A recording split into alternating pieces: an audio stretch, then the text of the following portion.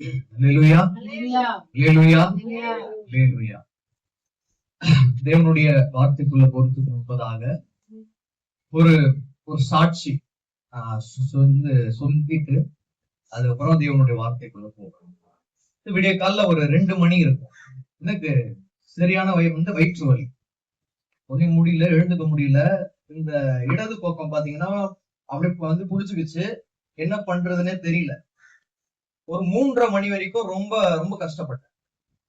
ஒண்ணு கேட்டேன், நாளைக்கு உங்களுடைய வார்த்தையை பேச போறேன், நானும் வெட்கப்பட்டு போக கூடாது, கேட்கிறவங்களும் வெட்கப்பட்டு போக கூடாது. ஒண்ணு உங்களுடைய வார்த்தையை பேசுறதுக்காக எனக்கு பலன் தாங்கன்னு சொன்னேன். இன்று தேவன் பரிபூர்ண சுத்தத்தை கொடுத்து உங்களுக்கு முன்னாடி நிக்க வச்சிருக்காரு அப்படின்னா அவருக்கு கோடா கோடி நன்றி சொன்னாலும் போதாது. வழிகள் இருந்தாலும் ஒண்ணு தெரியும், தேவன் இடைப்படுவார் சொல்லிட்டு. அவருடைய வார்த்தையில இருக்கிற ஜீவன் உங்களால புரிஞ்சு கொள்ள முடியாது, வேற யாராலையும் புரிஞ்சு கொள்ள முடியாது. அதை அந்த வார்த்தையை ருசி பார்க்கும் போதுதான் புரியும். அப்ப அந்த வார்த்தையை நான் ருசி பார்த்து அவ்வாறு விட்டு விடுவது என்னுடைய ஜீவியம் அல்ல. நான் பெற்ற இன்பத்தை நீங்களும் பெற வேண்டும் அப்படின்னா எனக்கு ஆசை. அதனால தேவனுடைய வார்த்தையே உங்களை தேற்றும், அதுவே உங்களை ஆற்றும், அதுவே உங்களை அரவணைக்கும். இன்னைக்கு ரொம்ப ரொம்ப முக்கியமான நாள், அன்னையர் தினம். எல்லாருக்கும் தெரியுமா? தேர்ஸ்டே அப்படின்னு. அப்போ ஒரு வார்த்தை ஒண்ணு இருக்கு, ஒரு பாடலுமே இருக்கு. தாயானவள் மறந்தாலும் நீர் என்னை மறப்பதில்லை, செய்யாகும் தெரிந்தழைத்தீர், நீர் என்னை விடுவதில்லை. தஞ்சம் தஞ்சம் இயேசு, எந்த நெஞ்சின் தெய்வம் இயேசு. தஞ்சம் தஞ்சம் இயேசு, எந்த நெஞ்சின் தெய்வம் இயேசு. தாயானவள் மறந்தாலும் நீர் என்னை மறப்பதில்லை, செய்யாகும் தெரிந்தழைத்தீர், நீர் என்னை விடுவதில்லை. தாயானவள் மறந்தாலும் அவர் நம்மை ஒரு நாளும் மறக்க மாட்டார். நேரடியாக தேவனுடைய வார்த்தைக்குள்ள போகலாம். எடுத்து வாசிங்க, ஏசாயா 31:5. ஏசாயா 31:5.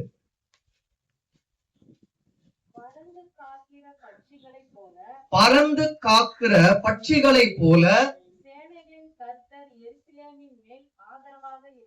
சேனைகளின் கர்த்தர் எருசலேமின் மேல் ஆதரவாய் இருப்பார். தப்ப பண்ணுவார். 3 காரியங்கள். அவர் ஆதரவாய் இருப்பார், நம்மை காத்து தப்ப பண்ணுவார். 3வது, அவர் கடந்து வந்து நம்மை விடுவிப்பார். இதுவரை நமக்கு ஆதரவாய் இருந்தார், நம்மை காத்து கொண்டு நம்மை தப்புவித்தார். 3வது, அவர் கடந்து வந்து நம்மை விடுவித்தார். எங்களுக்கு ஆதரவாக இருந்தார், எங்களை தப்புவித்தார், எங்களை விடுவித்தார் சொல்றவங்க மாத்திரம் கைகளை எடுத்து ஒரு இல்லையில சொல்லலாம். வேற யார் நமக்கு ஆதரவா இருந்தாலும் தேவன் நமக்கு ஆதரவா இருக்க மாதிரி வராது. அவர் நமக்கு தினந்தோறும் ஒரு ஆதரவா, பெரும் ஆதரவா இருக்காராம். அவர் ஆதரவா இருந்ததுனாலதான் அவர் என்ன பண்றார், நம்மை காத்து கொண்டார், காத்து கொண்டு நம்மை தப்புவித்தார். தப்புவித்து நம்மை அவ்வாறு விடுகிற தேவன் அல்ல, நம்மை விடுவிக்கிற தேவன். இதை யார் சொல்றான்னா சேனைகளின் கர்த்தர் என்ன பண்ற சொல்றாரு. 4 வாசிங்க, இதுலயே 4. கர்த்தர் என்னோட சொன்னது, சிங்கமும் பாலசிங்கமும் தங்கள் இரையை பிடித்திருக்கும் போது கெர்ச்சித்து தங்களுக்கு விரோதமாய் கூப்பிடுகிற திரளான மேய்ப்பரின் சத்தத்தினாலே கலங்காமலும்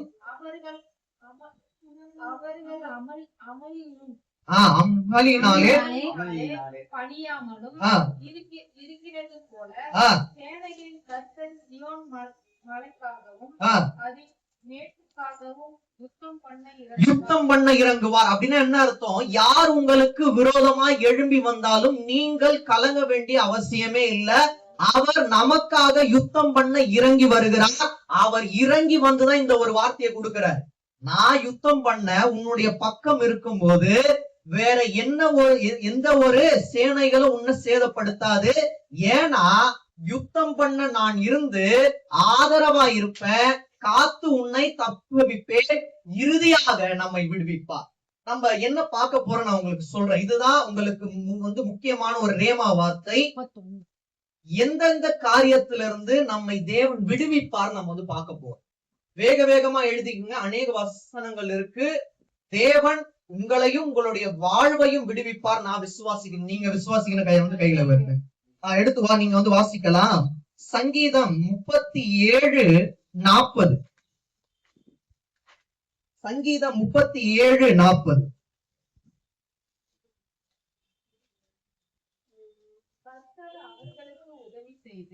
கர்த்தர் நமக்கு உதவி செய்து அவர்களை விடுவிப்பார்.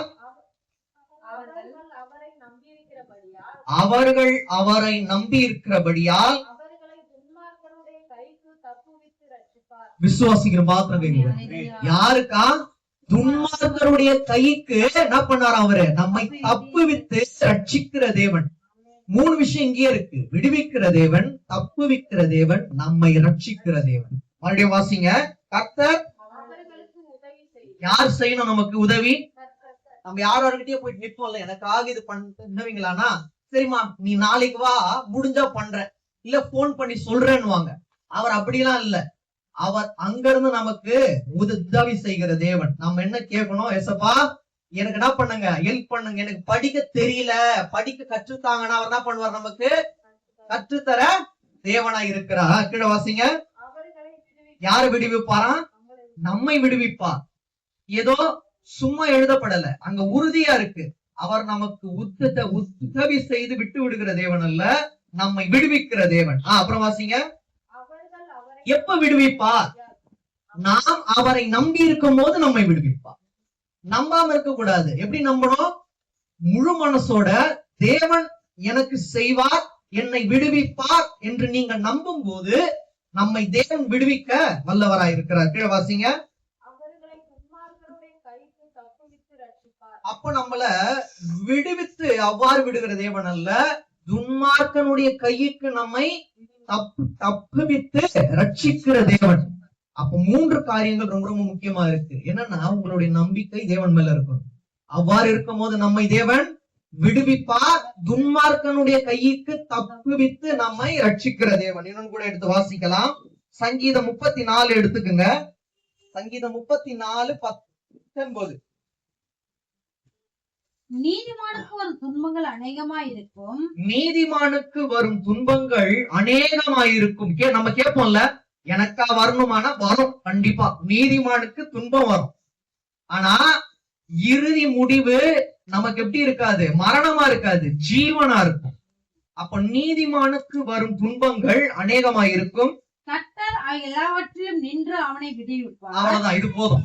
கர்த்தர் அவைகள் எல்லாவற்றிலும் நின்று அவனை விடுவிப்பார். அப்படின்னு என்ன அர்த்தம்? எவ்வளவு துன்பம் வந்தாலும் நம்மை விடுவிக்கிற தேவன்.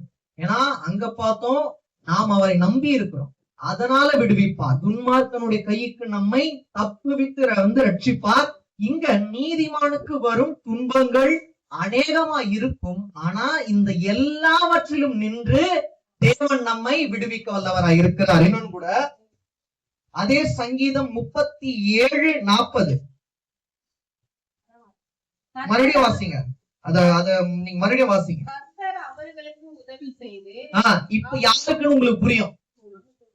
யாருக்குன்னா, நம்ம இதுக்கு முன்னாடி நீதிமான்களுக்கு வரும் துன்பங்கள் இருக்கு பாத்தீங்களா, அதனாலதான் உங்களுக்கு வாசிக்கணும். இப்ப உங்களுக்கு புரியும். அவர்களுக்குன்னா யாருக்கு?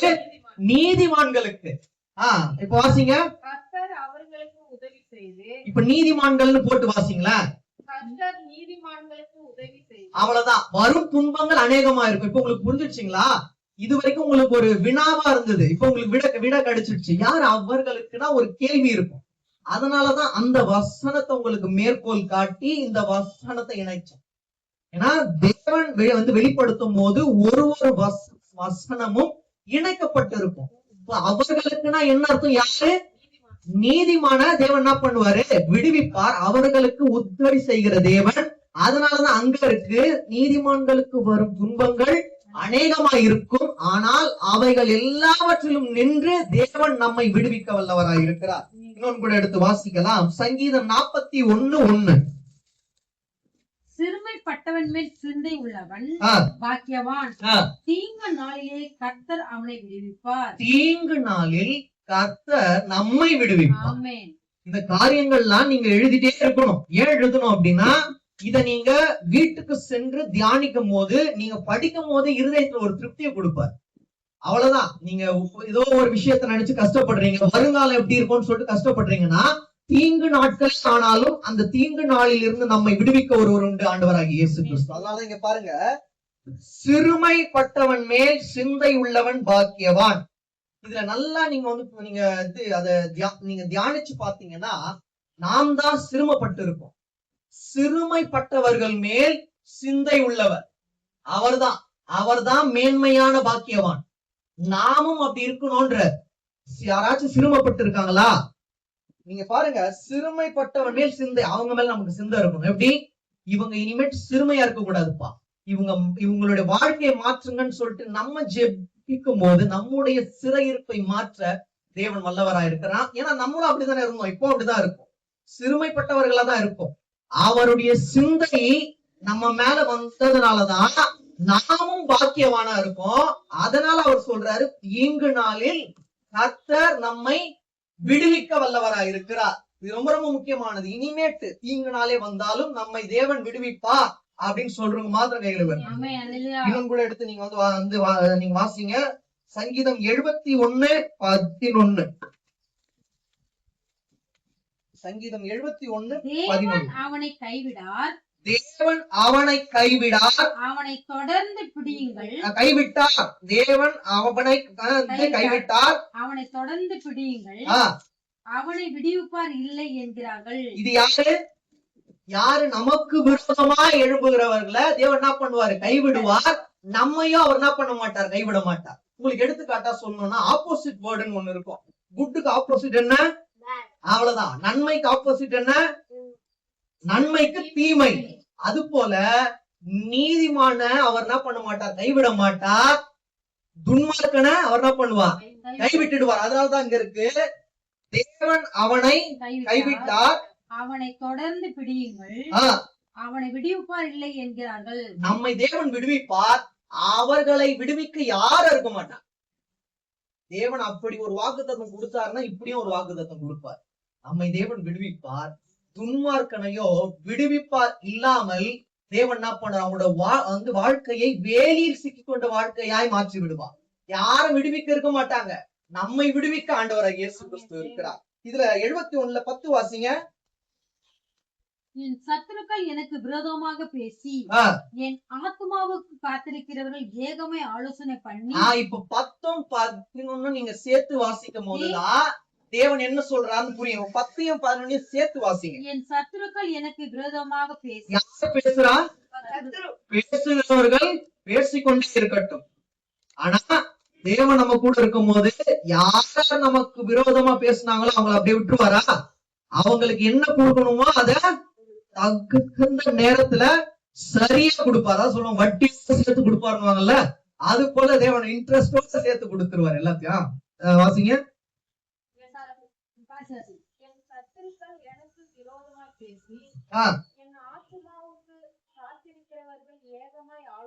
என்ன ஆலோசனை பண்றாங்க? இவனை எப்படி வீழ்த்தலாம், படுகுழியில தள்ளலாம் அப்படின்னு ஆலோசனை பண்ணுவாங்க. ஆலோசனை பண்ணி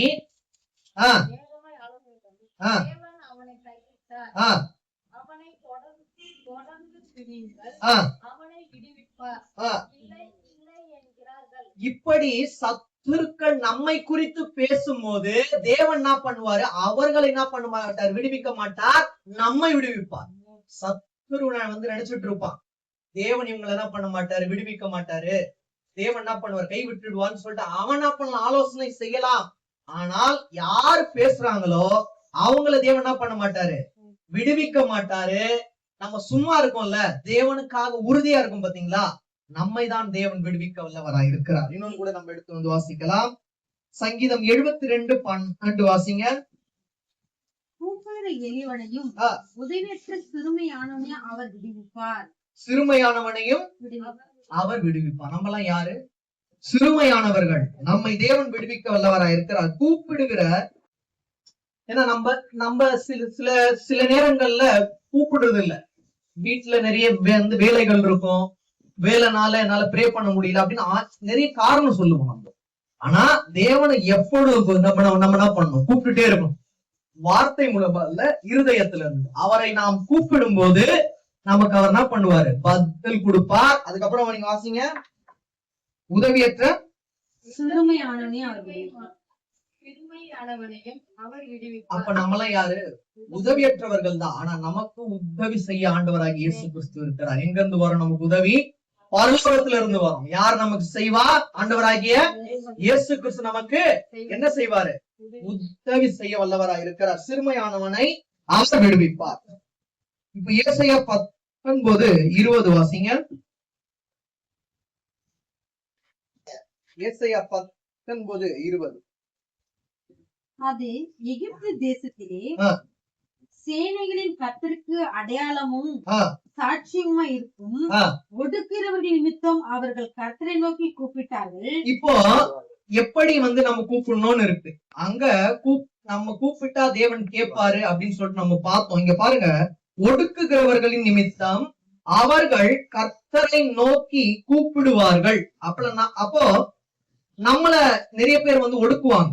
அப்ப தேவன் கிட்ட வருவோம், எஸ்ப்பா இவங்க எல்லாம் என்ன பண்றாங்க, ஒடுக்குறாங்க, இவங்க கிட்ட இருந்து என்னுடைய இருதயத்தையும் மாம்சத்தையும் என்னுடைய ஜீவனையும் காப்பாற்றும் அப்படின்னு நம்ம கேட்கும் போது, அப்பதான் அவர் இறங்கி சிறுமையானவனை விடுவிக்க தேவன் வல்லவரா. இதனாலதான் நான் சொன்னேன், எப்ப கூப்பிடுறோம், நம்ம ஒடுக்கும் போது நம்ம என்ன பண்ணணும், தேவனை கூப்பிடணும். கீழே வாசிங்க. அப்படி அப்பொழுது அவர்களுக்கு ஒரு ரட்சகனையும் ஒரு பலவானையும் அவர்கள் விடுவிப்பார். இது நீங்க பாத்தீங்கன்னா ஏசாயால இருக்கு.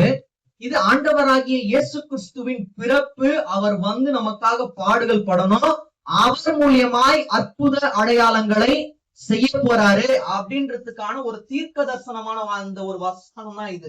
ரொம்ப ரொம்ப முக்கியமானது. நீங்க பாருங்க, அது எகிப்து தேசத்திலே சேனைகளின் கர்த்தருக்கு அடையாளமும் சாட்சியமாய் இருக்கும். ஒடுக்குகிறவர்களின் நிமித்தம் அவர்கள் கர்த்தரை நோக்கி கூப்பிடுவார்கள்.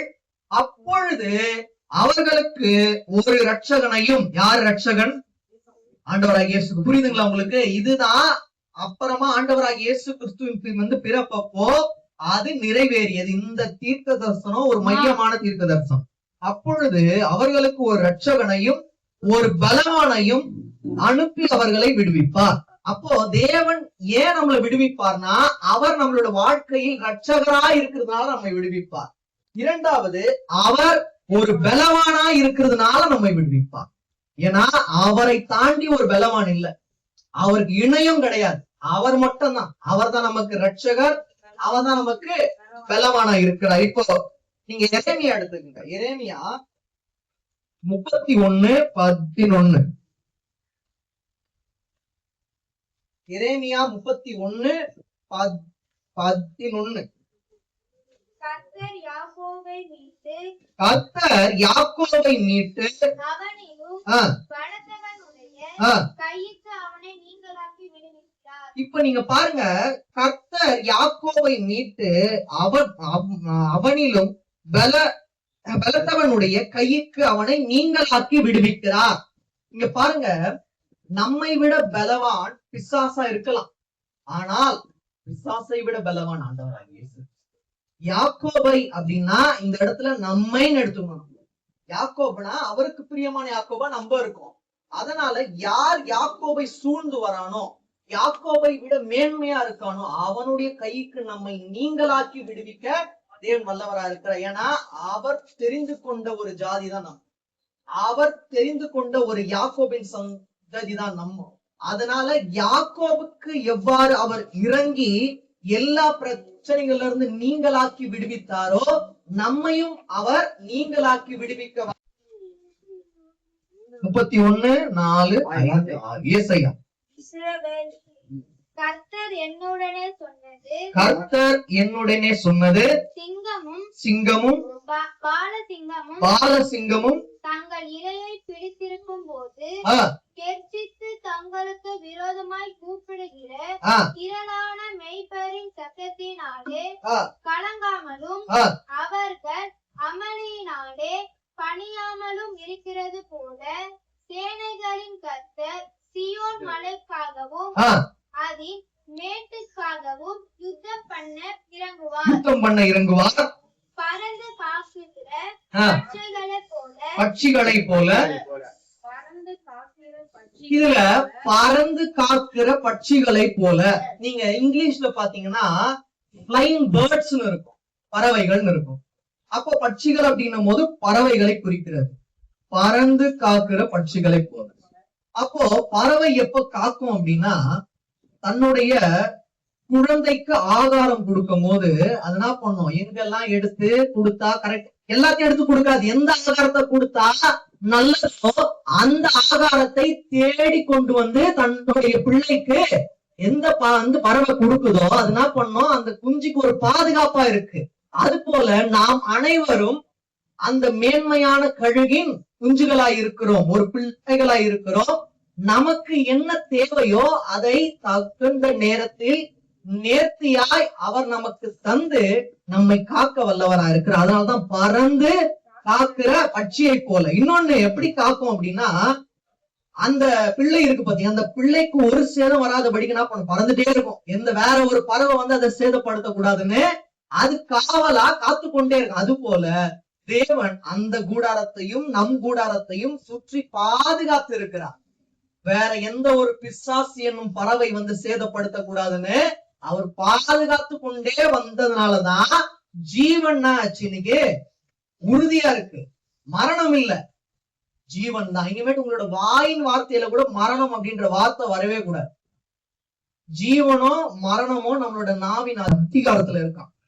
அப்ப பாருங்க, ஜீவன் நான் நல்லா இருக்கணும் அப்படின்னு நீங்க நினைச்சீங்கன்னா நல்லா இருப்பீங்க. மரணம் நினைச்சீங்கன்னா என்ன ஆயிடும், அது என்னவோ அது உங்களை வந்து சேர்ந்து. நீங்க கீழே வாசிங்க.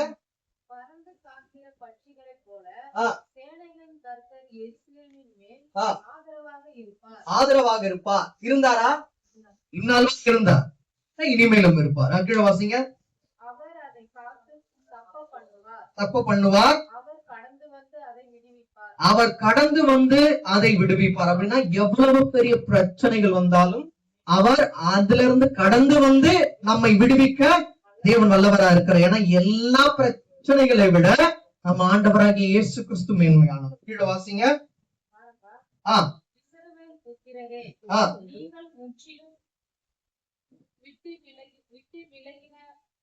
விட்டு விலகினவரிடத்தில் திரும்புங்கள். அப்போ என்ன அர்த்தம் அப்படின்னா, இதுவரை சில நாட்கள் தேவனை விட்டு விலகி இருந்தோம். விட்டு விலகினவரிடத்தில் நாம் சேரும் போது அவர் என்ன பண்ணுவார், நமக்கு ஆதரவா இருப்பார். இரண்டாவது, அவர் நம்மை காத்து தப்ப பண்ணுவார். மூன்றாவது, அவர் கடந்து வந்து நம்மை விடுவிப்பார். எந்தெந்த காரியத்துல, தீங்கான காரியத்துல இருந்து நம்மை விடுவிப்பார். துன்மார்க்கனுக்கு ஆயிரக்கணக்கான இல்ல அநேக துன்பங்கள் வரும், ஆனால் அதில் எல்லாவற்றிலும் இருந்து நம்மை அவர் விடுவிக்க வல்லவராய் இருக்கிறார். ஏன்னா அவர் நமக்கு உதவி செய்கிற தேவன். அதுல நீங்க பாருங்க, நம்ம ஒரு வார்த்தையை நம்ம வந்து படிச்சு பார்த்தோம். விடுவிப்பார் அப்படின்னா விடுவிப்பார், அவ்வளவுதான். அதுல மாற்று கருத்தே இருக்காது. ஒடுக்குகிறவர்கள் வருவார்கள், ஆனால் அவர்கள் உங்களை ஒடுக்க முடியாது. திட்டம் போடலாம், ஆலோசனை செய்யலாம், ஆண்டவராகிய இயேசு கிறிஸ்துவின் அனுமதி இல்லாமல் உங்க மேல கை வைக்கவே முடியாது. யோபு கூட அனுமதி இருந்ததுனாலதான் பிசாசு கூட கை வைக்க முடிஞ்சது. ஆனா ஜீவனை ஒண்ணுமே சேர்ந்து செய்ய முடியல. வியாதி வரும், வருத்தங்கள் வரும், வியாகுலங்கள் வரும், கஷ்டங்கள் வரும். ஆனா நம்ம பின்மாற்றத்துக்கு போயிடக்கூடாது, அவரை விட்டு விலகிடக்கூடாது.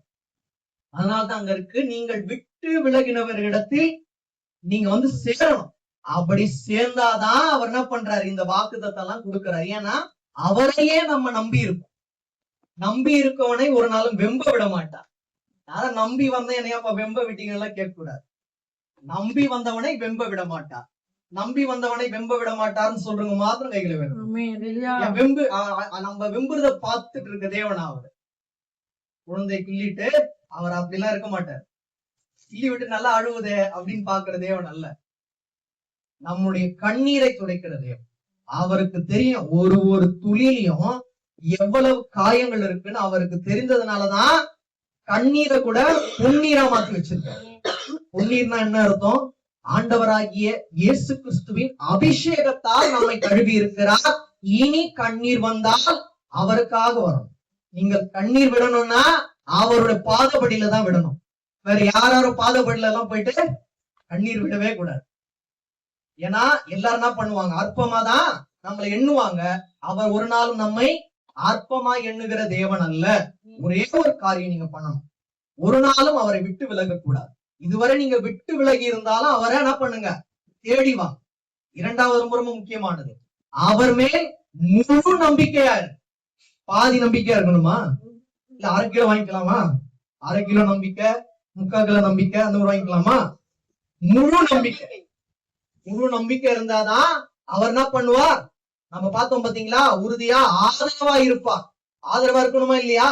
அவர் நமக்கு ஆதரவா இருப்பார். அவர் நம்மை காத்து தப்ப பண்ணுவார். எதுல இருந்து? ஆபத்துல இருந்து, பிரச்சனைகள்ல இருந்து. மூன்றாவது, அவர் கடந்து வந்து நம்மை விடுவிக்க வல்லவராயிருக்கிறார். கண்களை மூடலாம்.